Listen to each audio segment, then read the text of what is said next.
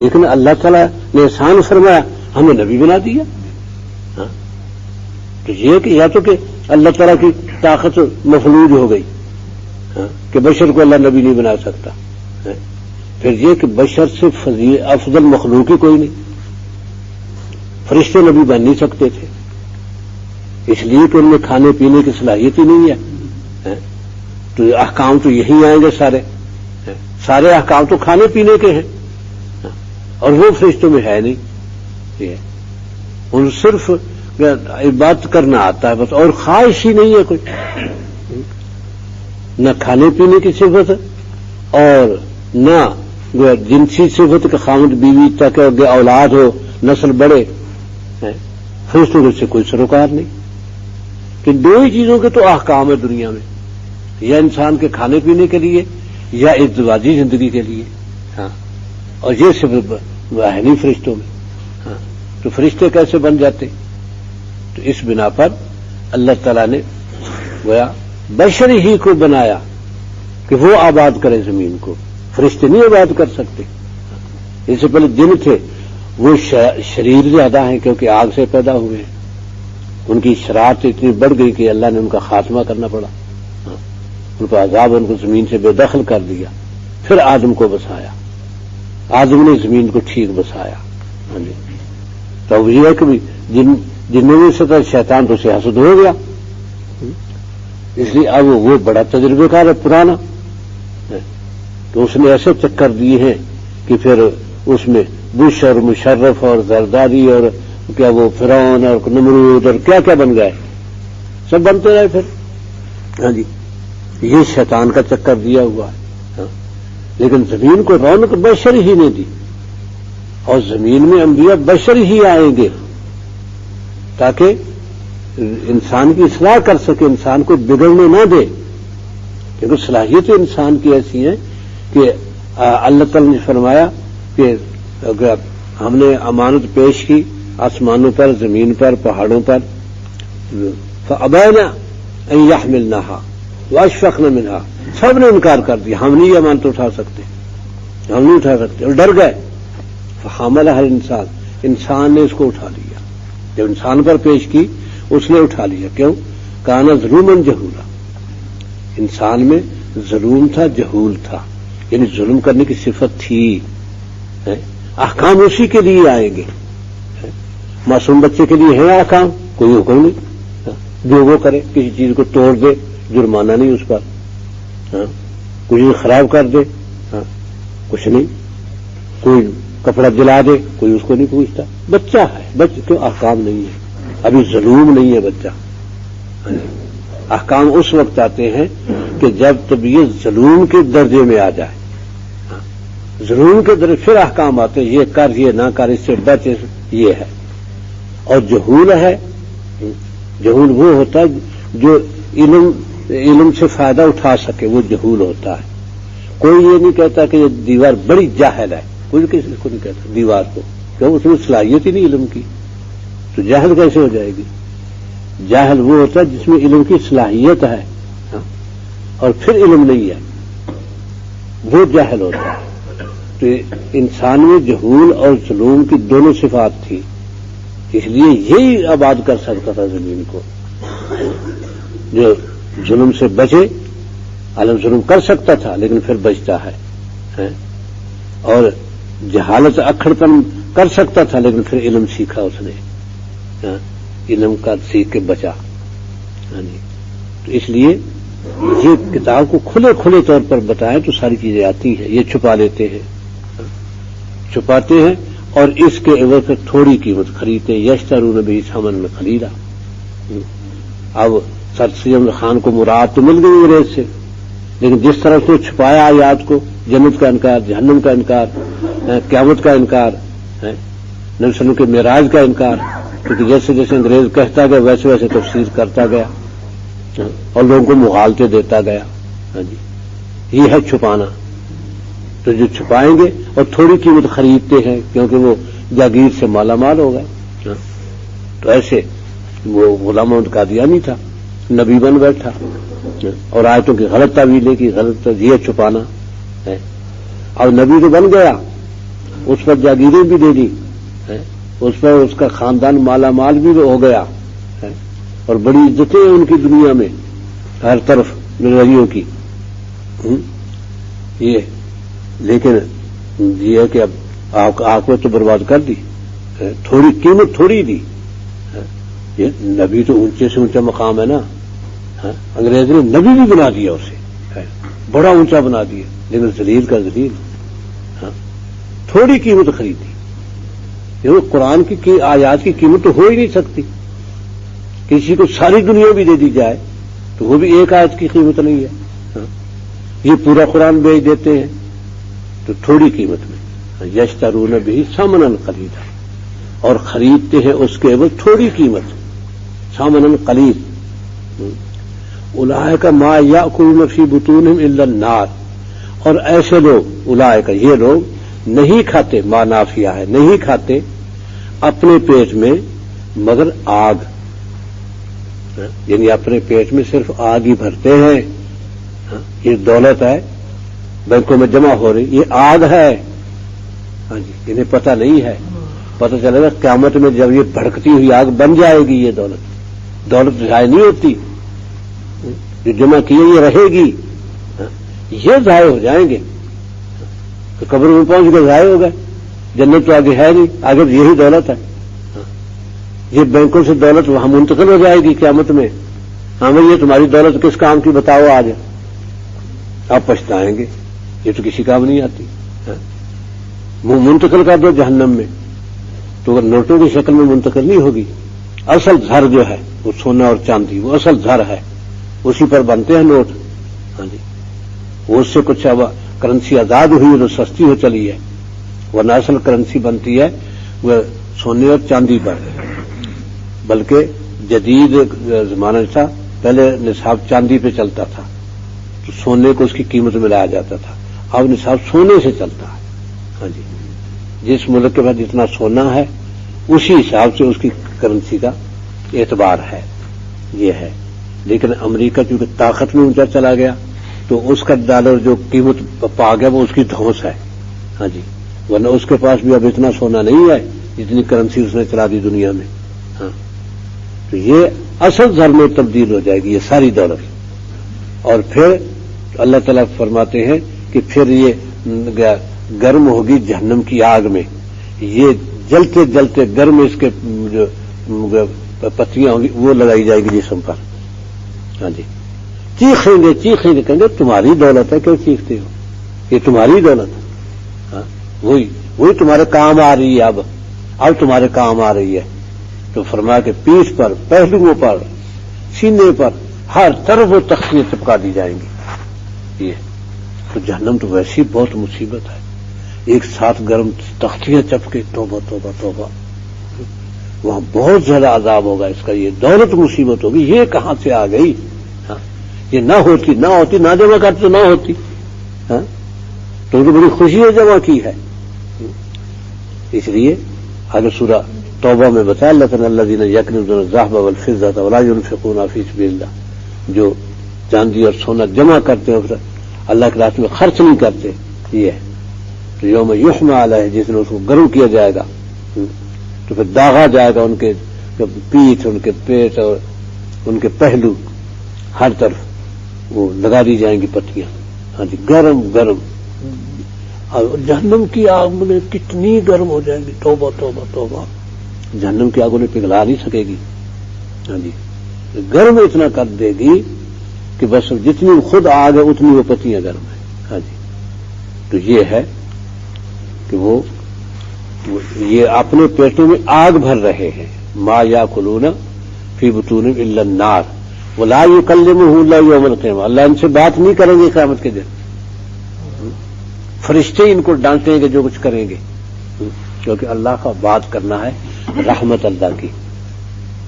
یہ تو اللہ تعالیٰ بات کریں گے اہل ایمان سے. اہل ایمان سے اللہ کی گفتگو ہوگی اور بڑے پیار کی. ہاں جی، ڈرانے کی نہیں، کیونکہ ڈر خوف تو ویسے ہی بہت ہوگا قیامت کے دن. بہت خوف چھایا ہوا ہے اللہ کے جلال کا. لیکن اللہ تعالیٰ ہم مومنین کو بہت پیار سے بات کریں گے تاکہ گھبرائیں نہیں وہ. ان کو گھبرانے نہیں دینا. ہاں تو ان سے اللہ تعالیٰ بات ہی نہیں کریں گے قیامت کے دن. ولا یزکیہم، نہ ان کا تزکیہ کرے. ہاں جی، تزکیہ کا مطلب ہے کہ میں معاف کر دے وہ گناہ، چلو ہو تو گئے اب معاف کر دو، یہ بھی نہیں ہوگا، تزکیہ نہیں ہوگا ان کا. ہاں اہل ایمان کا تزکیہ ہوگا. تو تزکیہ اس طرح ہوگا کہ بھئی یا تو اللہ تعالیٰ معافی کر دے، یہ بہت ہوگا، اور یا اگر ظلم اور کوئی گناہ ایسا ہے کہ سزا دینی ہی ہے اس کی، تو پھر وہ سزا کی عمل کے حساب سے سزا دی جائے گی جہنم میں ڈال کے. جب دیکھا اللہ تعالیٰ ہی کو علم ہے کہ اب اس کا گناہ جو ہے نا اس کا کفارہ ہو گیا، پھر نکال کے جنت میں لے آئیں گے. یہ تزکیہ ہے، یہ تزکیہ مومنین کا ہوگا. ہے اگر دنیا میں کوئی اپنا تزکیہ کر لے کہ نبی صلی اللہ علیہ وسلم کی سنت کا پابند بنا دے اپنے آپ کو، بس میں نے اس کے علاوہ کوئی کام نہیں کرنا، جیسے سنت نبی صلی اللہ علیہ وسلم کہتی ہے ویسی طبیعت بنانی ہے. نبی صلی اللہ علیہ وسلم کی سیرت کو پڑھے کہ آپ کی تعلیمات کیا تھی، آپ کی اپنی عادات کیا تھی، اس کے مطابق اپنی سیرت بنائے. اس کے مطابق سیرت بنائے گا تزکیہ ہوتا چلا جائے گا. بس یہ تزکیہ. دنیا میں تزکیہ ہو گیا تو آخرت میں خوشحالی خوشحالی. اگر اس کی پرواہ نہیں کی ہاں تو کلمہ ہے، نماز پڑھتا ہے، بڑا اچھا ہے ہر لحاظ سے، لیکن تند خوب ہے، بد مزاج ہے، لوگ تنگ ہیں، ہمسائے پریشان ہیں، ہاں تو پھر یہ تزکیہ قیامت میں ہوگا. تو اس طرح کی دو ہی صورتیں کہ اللہ تعالیٰ کوئی ایسی نیکی آ جائے خاص طرز کی کہ سب کچھ معاف کر دے، اور نہیں تو پھر کچھ عرصہ یہ تزکیہ اس کا ہو جائے، وہ تزکیہ جہنم میں ہوگا. یہ بہت سخت تزکیہ ہے، اللہ بچائے، بہت سخت تزکیہ ہے. تزکیے کے بعد پھر جنت میں آ جائے گا. کافروں کا تزکیہ نہیں ہوگا، کیونکہ کس چیز کا تزکیہ ہو؟ ایک چیز پہ نجاست لگ جائے، کوئی چیز ہے، اینٹ ہے، پتھر ہے، تو آپ اسے کھرچیں گے، پانی میں دھو دیں گے، صاف ہوگی، چلو جی. اور اگر گوبر کا اوپلا ہے اس کو دھونے لگ جاؤ تو کہاں سے تزکیہ ہوگا اس کا؟ وہ تو آخر تک گوبر ہے. یہ ہے مشرکین کا معاملہ کہ تزکیے اچھی صفت ہی کوئی نہیں. البتہ جن رفاع عامہ کا کام کیا، جن کافروں نے ان بہت زیادہ فیاض تھے، بہت لوگوں کی مدد کی ہے، ان کو اللہ دنیا ہی میں نمٹا دیں گے، خوشحالی دے کے، یا تندرستی دیں گے، خوشحالی دیں گے، شہرت دیں گے، عزت دیں گے. یہ چیز ان کو دنیا میں دے دیں گے کافروں کو. قیامت کے لیے کافروں کے لیے کچھ نہیں ہے. ہاں جی بس اسی تزکیہ پھر کہاں سے ہو جائے؟ تو ولا یزکی ولہم عذاب علیم، اور بڑا دردناک عذاب ہے ان کے لیے، اس کا تو ہم تصور بھی نہیں کر سکتے دنیا میں، جتنا سخت عذاب ہے قیامت کا. اولئک الذین اشتروا الضلالۃ بالہدی، یہ وہ لوگ ہیں جنہوں نے گمراہی خرید لی ہدایت بیچ کر. کیسی بد نصیبی ہے، ہدایت بیچ کر گمراہی خرید لی. یہ وہ ہے، ہدایت تو ملی تھی، اللہ کا نبی آیا، قرآن آیا ہے، اور اللہ کے کتاب نے، اللہ کے نبی کی سنت نے سب کچھ بتایا، اصلاح کا طریقہ بتایا، نہیں کی اصلاح اپنی. ہاں تو لہذا یہ ہے کہ پھر گمراہی خرید لی ہدایت کے، اور عذاب خرید لیا مغفرت کے عوض. اللہ سے بخشش مانگتے، اللہ تعالیٰ معاف کر دیتا، سارے گناہ معاف کر دیتا. کوئی توبہ کرے تو صحیح، بخشش مانگے تو صحیح، وہ فوراً بخشتا. وہ ادھار نہیں ہے، ادھر بخشش مانگی ادھر نے معاف کر دیا، اور آئندہ گناہ سے بچتا. لیکن نہیں بچ سکتا، پھر ہو جاتے ہیں. بخشش چلتی رہتی ساتھ، توبہ چلتی رہتی ساتھ زندگی کے، توبہ بھی بخشش بھی ہے، اور تلافی بھی کرتا رہتا. حقوق العباد ذمہ نہ رہنے دیتا، کیونکہ حقوق العباد میں توبہ نہیں ہوتی، وہ ادا کرنے پڑیں گے حقوق العباد. توبہ پھر ہوگی، پہلے ادا کرو، کیونکہ حقوق العباد میں ایک اللہ کا حق ہے، ایک بندے کا حق ہے جس کا نقصان کیا آپ نے. اللہ کا حق ہے کہ اس چیز کو حرام کیا تھا اللہ تعالیٰ نے، بندے کو ستانے، اس کا حق کار نے یہ کیوں کیا؟ اس لیے اس میں بندے کا حق بھی ادا کرنا پڑے، توبہ بھی کرنی پڑے گی. اگر بندے کا حق باقی رہے اور وہ کہتا رہے اللہ تعالیٰ یہ مجھے معاف کر دے، مجھ سے یہ گناہ ہو گیا کہ اس سے میں نے یہ اس کا 1000 یا 2000 یا 10,000 میں نے زبردستی چھپا لیا، خیانت کر لی، یہ خیانت مجھے معاف کر دے، قطعاً معاف نہیں ہوتی، اس کے لیے توبہ نہیں ہے، پہلے ادا کر پھر معافی ہوگی، ہاں جی، ورنہ اس کی معافی نہیں ہے۔ قیامت کے دن معافی اس طرح ہوگی کہ جس بندے کا حق ضائع کیا تھا، لیا تھا، جس کے ساتھ ہیرا پھیری کی تھی، اس کے گناہ اس کے کھاتے میں لکھے جائیں گے، ہاں جی، اور اس کی نیکیاں ادھر چلی جائیں گی اس کے کھاتے میں۔ پھر اس طرح کفارہ ہوگا، نری توبہ سے نہیں۔ آپ نے صحابہ سے پوچھا کہ من المفلس، مفلس کون ہے؟ صحابہ نے کہا جس کا روپیہ پیسہ نہ ہو مفلس ہی ہے۔ فرمایا نہیں، میری امت کا مفلس وہ ہے جو قیامت کے دن جس کے پاس بہت نیکیاں ہیں، بہت نیکیاں ہیں، بڑا خوش ہے، میں تو جنت میں جاؤں گا، اتنے میں حقوق والے آ گئے، حقوق العباد کا خیال نہیں کیا تھا، کیونکہ اللہ تعالیٰ اس نے مجھے گالی دی تھی، اتنی نیکیاں اس کو دے دو۔ وہ آ کے جی اللہ تعالیٰ اس نے میری توہین کی تھی، اتنی نیکیاں اس کو دے دو۔ کوئی آ کے اللہ تعالیٰ اس نے مجھ پر الزام لگایا تھا، اتنی نیکیاں اس کو دے دو۔ کوئی مجھے اس نے تھپڑ مارا تھا، اتنی نیکیاں اس کو دے دو۔ یہ اب وہ دی جاتی نہیں نیکیاں، اس نے مجھ سے قرض لیا تھا پھر نہیں دیا، اتنی نیکیاں اس کو دے دو، وہ نیکیاں ختم ہو گئی۔ اب حق والے کھڑے ہیں، اس کے گناہ اس کے گناہ اتنے گناہ اس کھاتے میں لکھ دو، اس کے اتنے گناہ اس کے کھاتے میں لکھ دو۔ فرمایا اس کی نیکیوں پر لوگ جنت میں چلے جائیں گے اور لوگوں کے گناہوں پر یہ جہنم میں پہنچ جائے گا۔ یہ ہے مفلس، پر میری امت کا مفلس یہ ہے، یہ میری امت کا غریب، ہاں، جس نے سب کچھ ضائع کر دیا۔ ہاں، اس لیے حقوق العباد جو ہے نا، یہ سب سے زیادہ نازک ہے۔ اس میں بیعت اللہ کا حق بھی شامل ہو جاتا ہے، بندے کا تو ہے ہی، ہاں، لیکن صرف اللہ کا حق میں نماز میں کوتاہی ہو گئی، اللہ کے ذکر میں کوتاہی ہو گئی، روزہ رکھنے میں کوتاہی ہو گئی، کوئی ایسی حج سستی کی اور اتنے میں مال ختم ہو گیا، حج تو فرض ہو چکا تھا، اب فرض باقی رہ گیا، اب مال نہیں کیسے جائے، یہ بہت بڑی سستی ہے۔ تو یہ اللہ کے حق ہے، یہ توبہ سے بخشے جاتے ہیں، ہاں جی، کہ مسلسل توبہ کرتا رہے، اور اگر جو حق تھا اس کو بجا لانے کا موقع آ جائے، جیسے کہ نماز قضا تھی تو قضا کا وقت ہے، قضا کر لے، ہاں، ادا نہیں کی وقت پر اس پہ توبہ کرے اور اب قضا کر لے، قضا پڑھ لے۔ ایسی روزہ نہیں رکھا سستی سے، بہت بڑا کبیرہ گناہ ہے، ہاں، لیکن روزہ رکھے اس کبیرہ گناہ کی توبہ کرے۔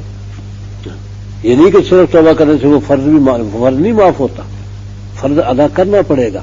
ہاں، اب حج ہے، اگر رہ گیا تو اب ادا کرنے کی صورت نہیں ہے، تو اس میں یقیناً اللہ تعالیٰ معاف کرے گا، لیکن ساری زندگی توبہ کرتا اللہ کا خرچ کرتا رہے، کیونکہ اتنا پیسہ ہے نہیں جس پر دوبارہ حج ہو۔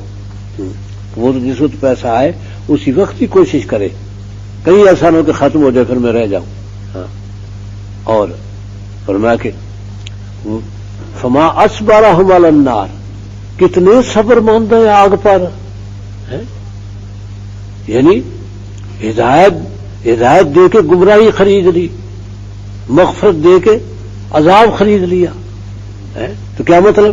جہنم میں جانے کا شوق ہے۔ تو فما اصبرهم، کتنے صبر ماندہ یہ علی النار، آگ پر۔ ذالک بان اللہ نزل الکتاب بالحق، اور یہ سارے احکام اس لیے ہیں کہ اللہ نے کتاب نازل کی ہے حق، کہ جو کچھ اس میں وہ سچ ہے، اس پر عمل، اس پر ایمان، اس کے مطابق زندگی ڈھالنا، یہ بچائے گا۔ اب کتاب موجود ہے، اس پر عمل نہیں کرتے، اس کو ٹھکراتے ہیں اور اپنے مفادات کے مطابق اس کے معنی بناتے ہیں، تو ان اللہ وان الذین اختلفوا فی الکتاب، اور پھر جنہوں نے اس کتاب میں اختلاف کیا، جیسے کہ ملحدین کرتے جیسا سیاہ خان نے کیا، جان بوجھ کے اختلاف کیا، اسلاف کا یہ اسلاف نے یہ تفسیر تو نہیں کی، عربی زبان اس کو تو قبول نہیں کرتی، اختلاف کیا، لفی شقاق بعید، تو وہ دور کی مخالفت میں جا پڑے، کہ ان کی مخالفت گویا کرے، مطلب یہ کہ ہدایت کے قریب آ نہیں سکتے، اتنے دور جا پڑے کہ اب ہدایت کے قریب وہ آ نہیں سکتے، کیونکہ ہدایت کو تو ٹھکرا دیا انہوں نے، ہدایت کو ٹھکرا کے کتاب بدلی جاتی ہے، کتاب کے معنی جو اپنے اصل مقام سے ہٹائے جائیں اصل مقام سے آنے سے گویا کتاب سے دور ہو گیا، تو قریب کیسے آئے گا؟ ذوق تو یہ بن گیا، یا تو اس ذوق سے توبہ کرے جو بنا ہے، اور جیسے اسلاف قرآن کی تفسیر کرتے چلے آئے تو اس کے مطابق لائے بات، یہ وہ ہدایت ملے گی۔ لیکن اگر اپنے عقل کو دخل دیا اس میں کہ ایسے ہی لوگ تو چلتے آئے، میری عقل جو ہے نا وہ نہیں مانتی اس بات کو، جیسے انکار کیا معراج کا سر سید خان نے، وہاں یہی کہتا ہے سارا قصہ بیان کر کے، کہتے ہیں اس کو عقل نہیں مانتی، عقلاً اس کو ثابت نہیں کیا جا سکتا، لہذا یہ معلوم ہوا کہ صرف آپ نے خواب دیکھا تھا، حقیقت نہیں تھی۔ ہاں جی، خواب دیکھا تھا آپ نے، تو خواب میں تو ایسی چیزیں ہوتی ہیں کہ آدمی جن کو عملاً تصور میں بھی نہیں آ سکتی، وہ خواب آتے ہیں۔ خواب دیکھا تھا آپ نے، خواب بنا دیا اس کو۔